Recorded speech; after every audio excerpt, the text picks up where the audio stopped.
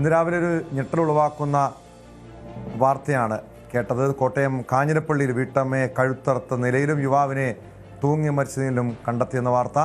മോർക്കോലിൽ ഷേർലി മാത്യുവിനെയാണ് കഴുത്തറുത്ത നിലയിൽ കണ്ടെത്തിയത്. തൂങ്ങി മരിച്ച നിലയിൽ കണ്ടെത്തിയ യുവാവ് കോട്ടയം സ്വദേശിയാണ്. വീട്ടമ്മയെ ഫോണിൽ ലഭിക്കാതെ വന്നതോടെ നടത്തിയ അന്വേഷണത്തിലാണ് ഇവരെ കിടപ്പുമുറിയിലെ കട്ടിലിനോട് ചേർന്ന് കഴുത്തറുത്ത നിലയിലും യുവാവിനെ സ്റ്റെയർ കേസിൽ തൂങ്ങി മരിച്ച നിലയിലും കണ്ടെത്തിയത്. വീട് പോലീസ് സീൽ ചെയ്തിരിക്കുകയാണ്. കോട്ടയത്ത് നിന്ന് ജി ശ്രീജിത്ത് ചേരുന്നുണ്ട്. ശ്രീജിത്ത്, ഈ മരിച്ച ഷേർലിയും ഈ യുവാവും തമ്മിൽ അടുപ്പത്തിലായിരുന്നുവെന്ന് പറയുന്നുണ്ട്. അതുമായി ബന്ധപ്പെട്ട എന്തെങ്കിലും പ്രശ്നമാണോ മരണത്തിന് കാരണം? ഈ കൂട്ട മരണത്തിന് കാരണം എന്താണ് പോലീസ് നൽകുന്ന വിവരം?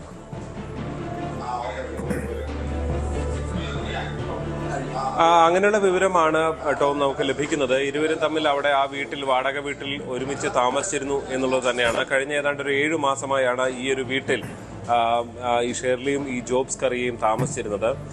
ഇവർക്കിടയിലുള്ള ചില അസ്വാരസ്യങ്ങളാണ് ഇങ്ങനൊരു കൊലപാതകത്തിലേക്ക് നയിച്ചത്.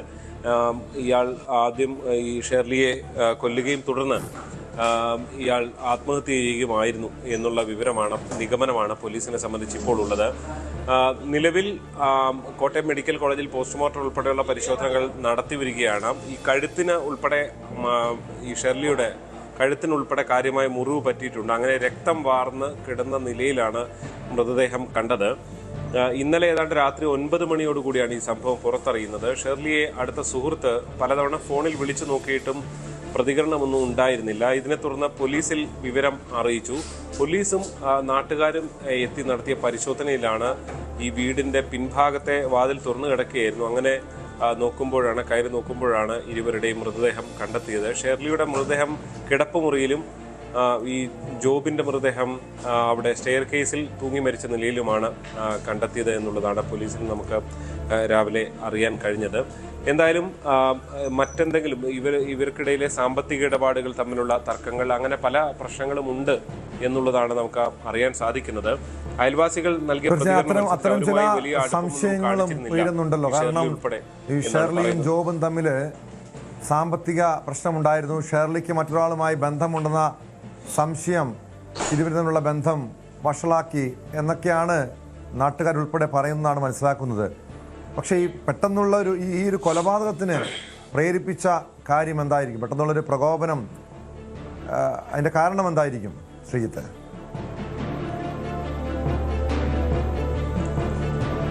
ടോം, അത് അന്വേഷണത്തിൽ കൂടി മാത്രമേ വ്യക്തമാകുകയുള്ളൂ. കാരണം ഈ സംഭവത്തിൽ ആരും ദൃക്സാക്ഷികളില്ല. ഇത് നിഗമനങ്ങളാണ് പോലീസിനെ സംബന്ധിച്ച് ഇപ്പോൾ ഉള്ളത്.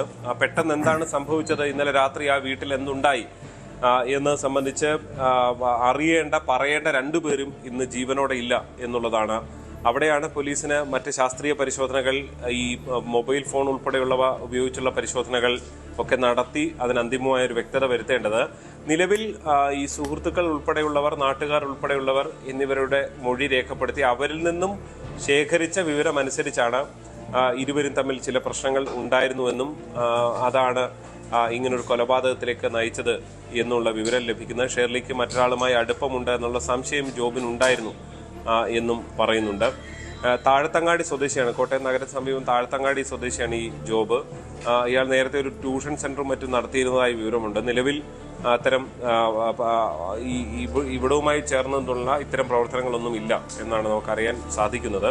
എന്തായാലും ഈ മറ്റെന്ത് കാരണം എന്തെങ്കിലും ഉണ്ടോ, ഈ ഫോണിൽ നിന്നടക്കം പരിശോധിക്കുന്നതിൽ എന്തെങ്കിലും വിവരം ലഭിക്കുമോ എന്നൊക്കെയുള്ളതാണ് ഇനി അറിയാനുള്ളത്. എന്തായാലും ഇരുവരും ഒരുമിച്ച് താമസിക്കുകയും അതിനിടയിൽ ഉണ്ടായ തർക്കങ്ങളാണ് കൊലപാതകത്തിലേക്ക് നയിച്ചത്.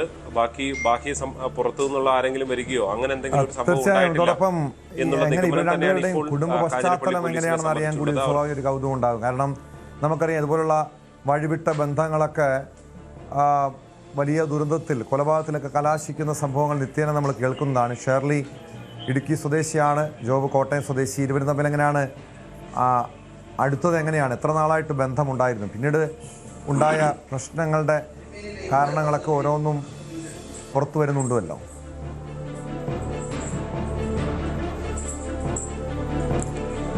ഇത് സംബന്ധിച്ച് ഇടുക്കി സ്വദേശിനിയാണെങ്കിൽ ഇവർ നേരത്തെ കുറിച്ചിയിൽ താമസിച്ചിരുന്നു എന്നുള്ള ഒരു വിവരം കൂടി വരുന്നുണ്ട് ടോം. ഇരുവരും ഈ ഷേർലിയുടെ ഭർത്താവ് കുട്ടിക്കാനത്ത് വെച്ചൊരു അപകടത്തിൽ മരണപ്പെട്ടു കുറച്ചു കാലം മുൻപ് എന്നുള്ളതാണ് വിവരം. ഇതിനു ശേഷമാണ് ഇവർ തമ്മിൽ അടുപ്പമുണ്ടായത് എന്നുള്ള പ്രാഥമിക വിവരമാണ് നമുക്ക് ഇപ്പോൾ ലഭിക്കുന്നത്.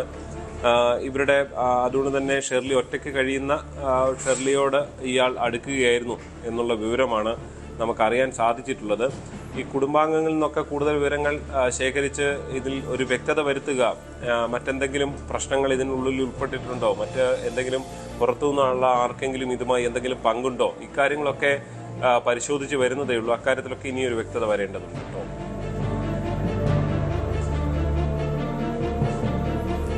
വ്യക്തമാണ്. ജി ശ്രീജിത്താണ് വിവരങ്ങൾ നൽകിയത്. ഇന്ന് രാവിലെയാണ് രണ്ടുപേർ, ഷേർലിയെയും ഇടുക്കി സ്വദേശി ഷേർലിയെയും കോട്ടയം സ്വദേശി ജോബിനെയും സുഹൃത്ത് ജോബിനെയും മരിച്ച നിലയിൽ കണ്ടെത്തിയത്. വീട്ടമ്മയെ കൊലപ്പെടുത്തി യുവാവ് ആത്മഹത്യ ചെയ്യുകയായിരുന്നുവെന്നാണ് പുറത്തുവരുന്ന വിവരങ്ങൾ. എന്താണ് ഈ മരണത്തിലേക്ക് നയിച്ച കാരണമെന്ന് കണ്ടെത്താനുള്ള നീക്കത്തിലാണ് പോലീസ്. കൂടുതൽ വാർത്തകൾക്ക് news 18 Keralam YouTube channel subscribe ചെയ്യുക.